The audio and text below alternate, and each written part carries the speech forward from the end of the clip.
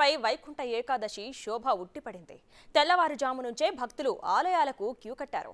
ఉత్తర ద్వార దర్శనం కోసం పోటెత్తారు. సామాన్య భక్తులతో పాటు సినీ, రాజకీయ ప్రముఖులు కూడా ఆలయాల బాట పట్టారు.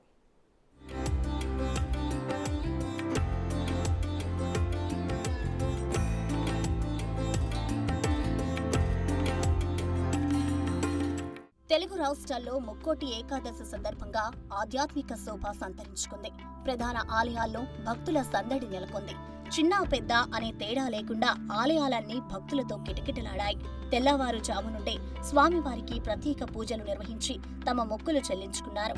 తిరుమలలో మలయప్ప స్వామి అవతారంలో దేవేరులతో కలిసి మాడవీధుల్లో స్వర్ణరథంపై విహారిస్తూ స్వామివారు భక్తులకు అభయప్రదానం చేశారు.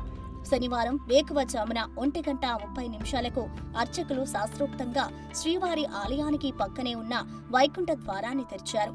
తిరుమలలో 10 రోజుల పాటు వైకుంఠ ద్వార దర్శనం ఉంటుంది. దీంతో శ్రీవారి దర్శనం కోసం భక్తులు బార్లు తీరారు. అన్ని కంపార్ట్మెంట్లు భక్తులతో నిండిపోయాయి. గోవిందనామ స్మరణలతో తిరువీధులు మారిమోగాయి. తొలుత ప్రముఖులు, ఆ తర్వాత సామాన్య భక్తులకు టీటీడీ అధికారులు ప్రవేశం కల్పించారు. ఏపీ మంత్రులతో పాటు ప్రతిపక్ష నేతలు కూడా స్వామివారిని దర్శించుకున్నారు.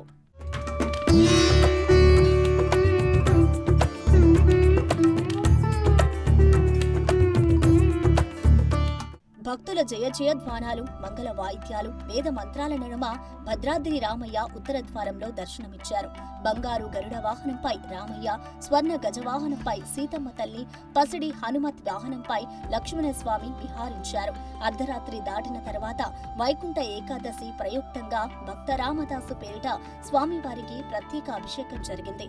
అభిషేకం అయిన తర్వాత లఘు ఆరాధన జరిగి మళ్లీ విశేషంగా తిరుమంజనం నిర్వహించారు. ఉత్తర ద్వారంలో స్వామివారిని భక్తులు దర్శించుకున్నారు. ఇవాల్టి నుంచి భద్రాచలంలో రాపత్తు ఉత్సవాలు ప్రారంభమయ్యాయి.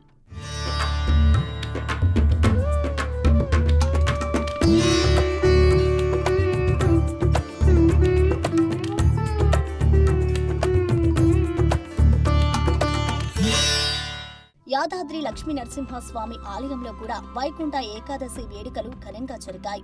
ఉదయం 6:42 ఉత్తర రాజగోపురం దగ్గర లక్ష్మీ నరసింహస్వామి మహావిష్ణువు రూపంలో భక్తజనానికి దర్శనమిచ్చారు.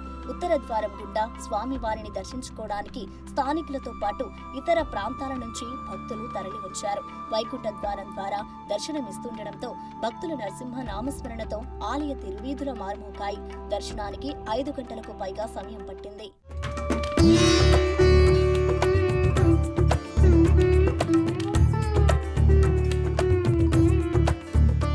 సింహాచలంలో వైకుంఠ వైభవం అంబరాన్ని తాకింది. సింహాద్రి అప్పన్న వైభవం భక్తులకు కన్నుల పండుగగా మారింది. అటు శ్రీశైలం పుణ్యక్షేత్రానికి కూడా వైకుంఠ ఏకాదశి శోభ తాకింది. శ్రీ బ్రహ్మరాంబ సమేత మల్లికార్జున స్వామివారు రావణ వాహనంలో భక్తులకు దర్శనమిచ్చారు. ఆలయంలోని ఉత్తర ద్వారం వద్ద ఉత్తరముఖంగా స్వామి అమ్మవార్లను రావణ వాహనంపై ఆసీనులను చేసి అర్చకులు వేద పండితుల ప్రత్యేక పూజలు నిర్వహించి హారతులిచ్చారు. తర్వాత ఆలయ ప్రదక్షిణ జరుగుతుండగా స్వామి అమ్మవార్లను భక్తులు దర్శించుకున్నారు.